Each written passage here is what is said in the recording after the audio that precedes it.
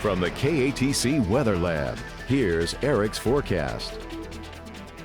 If you've been enjoying the warm temperatures the last couple days, I hope you soaked it all up, because it does look like this might be the end of at least those warmer temperatures, because it does look like a front in tomorrow will bring much more fall-like weather for the week ahead, and it looks like that fall weather is here to stay, but it is going to bring its form of showers and storms tomorrow afternoon. But let's take a look at the big picture across the 48 and see what's going on. We can see what's left of Nestor is now riding up the East Coast, producing showers from D.C. to the New York and Boston area, but that system's quickly moving off to the north and northeast. Our next storm system's getting its act together across the northern Great Plains. You can see that center of low pressure now beginning to spin out of Wyoming and push into Nebraska and South Dakota, producing some showers up there. We have a couple cold fronts that are now beginning to drape across the area. As those begin to tap into the Gulf of Mexico moisture, we'll begin to see some showers and thunderstorms develop later on tonight, maybe even some severe weather back through Oklahoma, Arkansas, and down towards Dallas later on this evening. Eventually, that'll move into our area tomorrow, and then we're also watching this activity developing in the Gulf.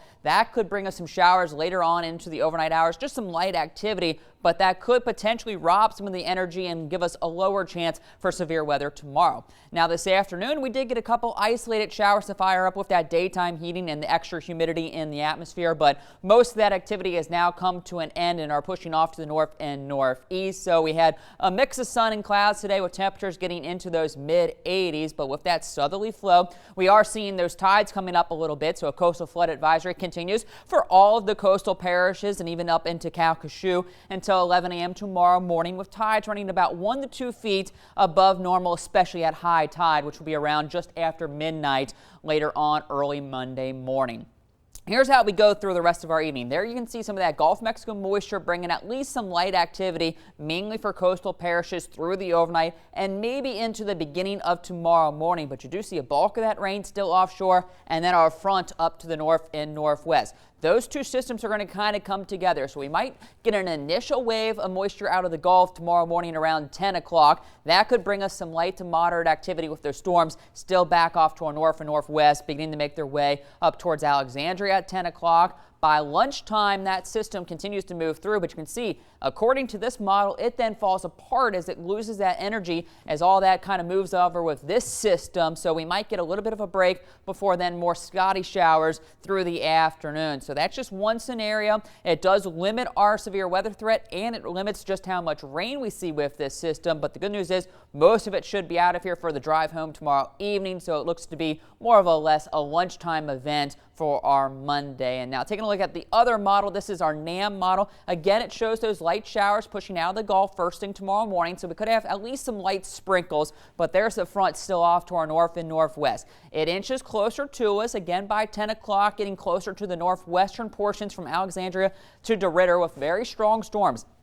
This is mainly going to be kind of a squall line, which means gusty winds riding out ahead. That's where the stronger storms are going to be. Not really seeing those discrete cells, so the tornado threat looks to be very, very minimal, if anything at all. We're mainly just looking at the damaging winds as the initial storms push into the area. But again, you do see this moisture coming out of the Gulf, trying to move in maybe towards New Iberia to Morgan City. That again could rob some of the energy, because you do see those storms kind of loosening their steam, not nearly as strengthening or as a line as it should be. So it does look like our severe weather threat for at least Lafayette is going to be on the lower side north of the interstate. Might still see those storms hold together. By 4 o'clock, most of it's down, pushing to the south and southeast. So it looks to be out of here by 5, 6 o'clock in the evening. Then we'll turn cooler and much more sunny heading into Tuesday, with temperatures dropping down only into the 70s for afternoon highs. But as mentioned, we do have that slight risk for severe weather, mainly damaging winds north of Highway 190, with a marginal risk for those damaging wind gusts up to 60 miles an hour south of the interstate. So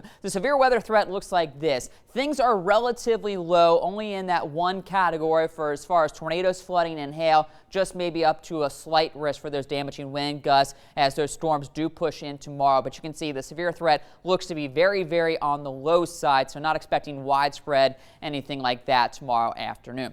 As for rainfall totals, we're looking at maybe a decent soaking, 1 to 2 inches in some spots, so not expecting a whole lot of flooding, but maybe some minor street flooding as those storms are ongoing, but it should get out of here fairly quickly, and then that water can kind of drain off. So a warm and muggy night in store, maybe a stray sprinkle late. 73 is all we'll get down to. Scattered showers and storms tomorrow. A couple of them could be on the strong to severe side, then turning cooler as the day goes on once the front pushes through. Sunshine returns for Tuesday and Wednesday with temperatures in the 70s. Clouds return on Thursday with showers returning by about Friday. Could linger into Saturday with temperatures staying fall-like in the 70s. So it does look like fall will finally be here and will be sticking around for a good bit.